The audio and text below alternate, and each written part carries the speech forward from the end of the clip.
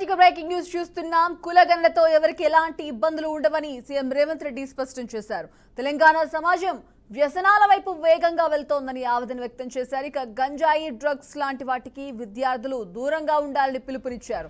హైదరాబాద్ లోని ఎల్బీ స్టేడియంలో నిర్వహించిన బాలల దినోత్సవ వేడుకల్లో సీఎం పాల్గొన్నారు. రాష్ట్రంలో వచ్చిన మార్పు స్పష్టంగా కనిపిస్తుందని సీఎం చెప్పారు.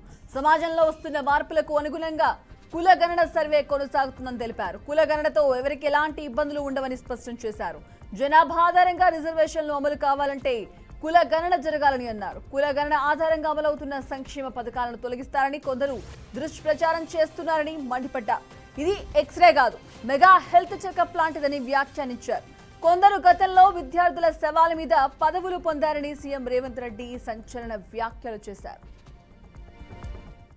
తప్ప ఏ ఒక్క సంక్షేమ పథకం తొలగించడానికి కులగణన కాదు.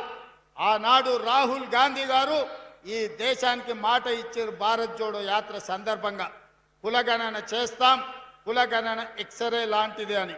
ఇది ఎక్స్రే కాదు, mega health checkup for society.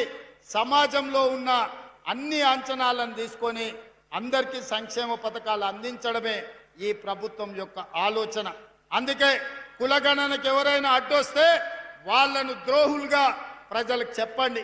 అలాంటి ద్రోహులకు తెలంగాణ సమాజంలో తావివ్వకండి. ప్రజల్ని మభ్య పెట్టడంలో కొంతమంది ఉంటారు.